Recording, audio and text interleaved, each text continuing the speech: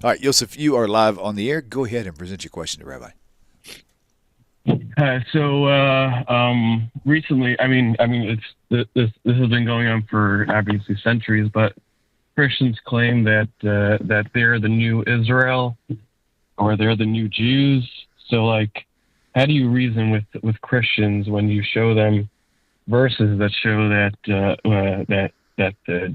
Israel, like anytime they'll see the name Israel or Israel, or for instance, B'ni All right, B'chari let me Yisrael. just clear something up for you, okay?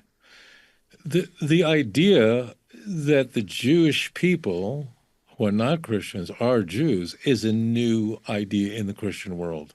The idea that the Jews have been replaced is what's the old idea. All Christians used to believe that. So I know you're living in a unique time in history where you see the creeping in of Tucker Carlson and these, so-called conservatives that are espousing replacement theology, but that was the Christianity of the church fathers who all thought the Jews were done with Mark chapter 11, right? Mark chapter 11 is not a story about the author of the book of Mark going bankrupt. Uh, but anyways, thank you for your question. It's very clear in the Gospels that Jesus curses a fig tree. I mean, that fig tree is the Jews when he's traveling from Bethany to Jerusalem. That God was finished with the Jews, and the church fathers all believed that the destruction of the temple in 70 was a symbol of that God was done with the Jews, and the Jews would never return. Never would they come back. Never would they have sovereignty. And the Jews were in 326. Now, this is very critical. In 326 is right at the Council of Nicaea. Constantine had just united the church theologically in 325. It's interesting that Pope Leo XIV, who was just in Turkey, had this ecumenical prayer thing at the what they believe is the ancient site of the Council of Nicaea. I'm not kidding. I'm not. It just happened. Just happened because I think he's now in Lebanon, but he was in Turkey, and they didn't know exactly where it was, but archaeologists became more confident that a certain site was the actual site of the Council of Nicaea. So in 325, the church finally votes on the doctrine of the Trinity, and 326, the Jews are promptly expelled from Jerusalem. The church fathers all viewed the plight of the Jew as a nation that's cursed by God and is not the real Jew. And they had plenty of New Testament verses to rely on, like Romans chapter 2, verse 28 and 29. So what they're doing is what all Christians are doing this, but they're reading, their horizon is shaped by reading the Hebrew Bible through the filter, through the theological grid of the Christian Bible. And they are concluding that they're reinterpreting all these texts, even though the text says the Jews would return back to the land of Israel and they would keep the Torah. I mean, how do you get out of that? It's very hard to explain. Ezekiel 37, 24, and 25. I mean, literally, that's talking about Mashiach, right? David will be their Nossi. They believe that's talking about Mashiach. They all do. And they will keep the commandments. Where did Paul come in? It's mind blowing. For someone now to believe this, so really Christians don't know their Bible. They don't know these things. They don't even know it says that. They're right now watching me and going online to look it up for themselves. They're right now going on ChatGPT and trying to figure out how to respond to what I'm saying. But it would be like me saying that the Blue Jays won the World Series. No, it means we have it's all over YouTube. Now I don't follow sports. I it doesn't it bores me to death. But this was interesting because it was an interesting thing. So I watched a little bit of it. I don't. But it happened. We have TaNaCh telling us that the Jewish people return back to the land of Israel, and they will never be unplanted. They will never be removed again. I beg you to read Amos chapter 9, verse 14 and 15. It literally says that once the Jews are planted in their land, they will never be expelled again. Well, who is it talking about? And the Jews are going to keep the Torah. What are you talking about keeping the Torah? According to Paul, the Christ is the end of the law, all those who believe. Yeah, I know the Christians have all these workarounds. That's all. So what they're doing is they're reading TaNaCh through the Christological filter, and frankly, they've got a lot of hate in their heart. And I pray that they might overcome that hatred. Unfortunately, we're living in a time where there's instantaneously you can have this podcaster who has an insane audience, espouses conspiracies daily that the Jews are responsible for assassinating Charlie Kirk, to the Jews are responsible for assassinating JFK. And what happens is people are attracted to this. Why are they attracted to it? Because like a plane crash, this is like a disaster. And they're attracted because people feel like there are certain things they believed when they were kids, and now they know there really is no Santa Claus. So maybe everything is not only a facade, but the Mossad. So what you want to do is just go back to the text and not read it through a Christological filter. So if Christians are saying a priori the Christian Bible is the Word of God, so then what they're going to do is they're going to read TaNaCh through the filter of the New Testament, and then really not learning Amos. Or what happened, this is a big one, this is very important for you to know.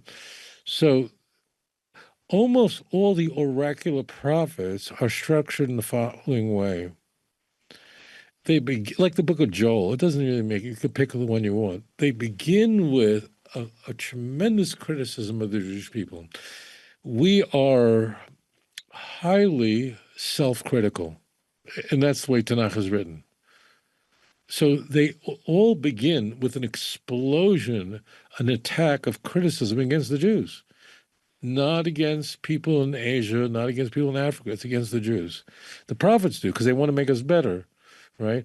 And then the end part goes into a place of comfort and messianic times. They all work that way. So if you're going to quote Amos in the beginning, and it's hard, it's painful. You're going to read Amos in the beginning. They sold the poor for a pair of shoes. That's like horrible. So that you have to be ready for that. So the oracular prophets in particular have this structure that if you don't read the whole book, you will read a text and out of context, you'll have no clue what's going on. I think this whole book is basically saying God is done with the Jews. And in fact, so much so that Isaiah, blessed memory, in chapter 50 says, wait. Where is your bill of divorcement, speaking to the Jews? Where are those creditors to whom you were sold? He said, no, I'm not done with you. Don't, I didn't, I love you. I'm working with the Jewish people, but I need you to be better. I need you to be a light to the nations. Okay? So Isaiah is rushing in and going, I didn't divorce you. I love you, but I love you, and that's why I'm criticizing you, because I want to make you better. And who is the person you're most likely to tell to quit smoking? I'm sure you walk down the streets and see people smoking. You want to say, "What are you doing?" Right? But the people you're most likely to actually say it to are people who who are family members or friends, or someone comes over to you and you kind of, they're the ones who, even though you want to tell the world stop. So be very careful with the oracular prophets. They're written usually with employing an enormous amount of poetry, which allows for a lot of elastic language, which is highly vulnerable. You got to read the whole book. If not, you're going to wind up taking someone's word for it. That's not a good idea. Anyways, thank you so much for your thoughtful question.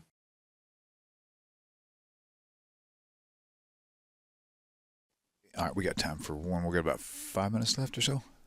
What, What? you trying to skip out on us already? What's up? Come on. I don't know. Maybe there's something wrong with my computer. Go. I'm. You got time for one more? Yeah, we'll do. Okay. All right. Good. Here we go. Sit tight. I'll get fired if you don't. Never. You're Okay. definitely irreplaceable. That's it. Yeah. Okay. All right. All right. You're live on the air. Go ahead and tell us your name, where you're calling from. Hi, this is Miriam. I'm yeah, calling from Minneapolis. Welcome back. I was just, yeah, it's good to be back. My question today was kind of about what are the parameters for knowing, like, if somebody's a prophet? Because I know that you've said in videos before that there's been a lot more prophets than, of course, like our great prophets that are in the book throughout history. But yeah, because like I know when I was in Pentecostal and Baptist ministries back in the day, they would give lectures about like gifts of the Spirit and how you can like hone these different gifts, and prophecy is one of them. But from the Jewish lens, what is the like what makes a person a prophet? Right. Thank you for your question. Yeah, go ahead. And also, is it prophecy? Is it something that's good for today? Because I was in churches where they would say, this is prophet so-and-so, and this is prophetess so-and-so. So let's go there. All right. Let's all stop this. Let's all make sense of it. We have two chapters that supply the answer to your question. It's just very simple. It's very straightforward. The Pentecostal movement started a little more than 100 years ago in California. It's not the first time the Pentecostal movement was invented. There were other iterations of them. In fact, Tertullian, the guy who invented the Trinity in the very beginning of the 3rd century, he belonged to a version of the Pentecostal movement. It's not the modern one, but they had one at that time. In any case, they were all considered heretics for that reason. That's why Tertullian is not called Saint Tertullian, because he slipped up on a number of things, but he's still considered a very important Christian theologian. Your answer to your question is very simple. Torah tells us in Deuteronomy 13, Deuteronomy 18. That's all you need. So, number one, that a prophet is someone who shares something with you that cannot deviate at all from what it says in the Torah. It's the most important thing. Even if he could do miracles, signs and wonders, those words should sound very familiar to you. So if he tells you don't follow the Torah, tells you even one mitzvah has been abrogated or adds a mitzvah. Now he's saying not that there's a rabbinic commandment, there are, but we're not allowed to say that it's biblical. So it means if he adds a commandment or takes away a commandment and says it's from the Torah, so then he's a false prophet. He's speaking presumptuously in my name. How is it that he was able to perform miracles? He was able to perform signs, which means tell you the future about things that would happen, and lo and behold, they happened. So the Torah says, Deuteronomy 13, it's Parshas Re'eh, do not listen to that prophet or dream of Jesus. I didn't send them, saith Lord. Which raises the question, how is it that the false religions are able to produce miraculous events, foretell the future, what appears to be? Hashem says, I'm only testing you to see if you love me. I'm only testing you to see if you love me. It says it openly, okay? However, we move on to Deuteronomy 18, where a prophet must be able to perform miracles. So the only thing is that his message cannot deviate from the Torah. There's not a new commandment in Isaiah. Isaiah is a big sefer, large sefer of 66 chapters. Jeremiah is even a larger sefer, a larger book than Isaiah. Jeremiah is only 52 chapters because Jeremiah's chapters are very big, so it's much bigger than Isaiah. But they don't introduce no new mitzvah, nothing, closed, sealed, finished. Now, a person is allowed to say to himself, I'm not going to go to Las Vegas. I'm not going to go to Vegas because it's not a place that a God-fearing person should be. I'm not saying it is or it isn't. I'm just saying a person is allowed to say that. You can't say that the Torah says that's a commandment. You can put whatever stringencies upon yourself as you wish. You just can't say that God said it. That's fine. And you can create barriers for yourself because you know your weaknesses and your strength and so on. So it's very, very simple. There are two things that are a Navi, and you're quite right in pointing it out. Although there are much less than 100 Nevi'im mentioned in TaNaCh or contributing or in TaNaCh, our tradition is there were 1.2 million people in history that were prophets. 1.2 million. Kuflaim Kietz Mitzrayim, twice as many as those who went out of Egypt, meaning men between the ages of 20 and 60. But the vast majority of them, their message were only for their generation and didn't have any bearing on future generations. Therefore, whatever they conveyed was not included in the canon.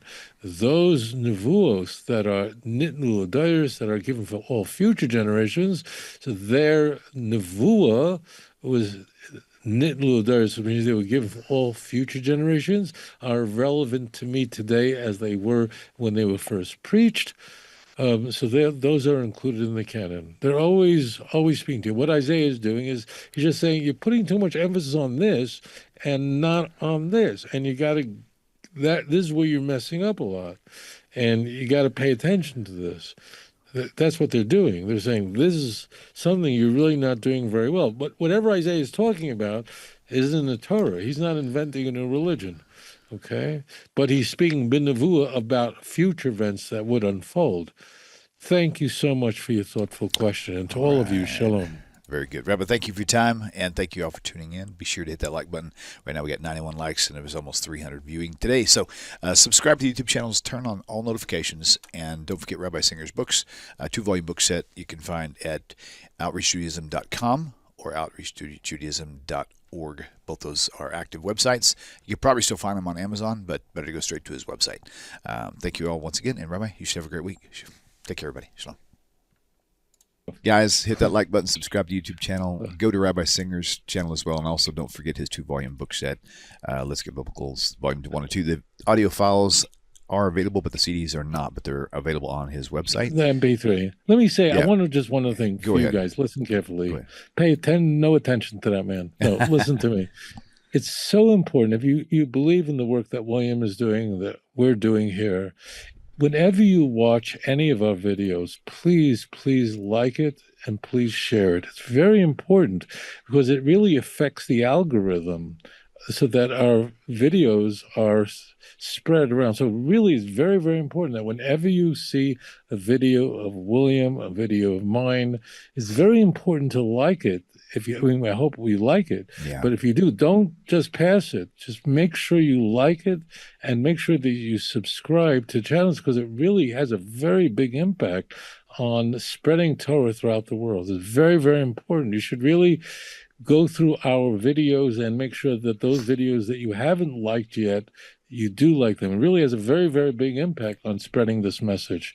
Anyway, shalom. Yeah. And commenting on them also helps generate views as well, so it kind of refreshes them on the system. So, Rabbi, thank you. Great show, and we'll see you, Hashem willing, same time, same place next week. Shalom, everyone. Bye.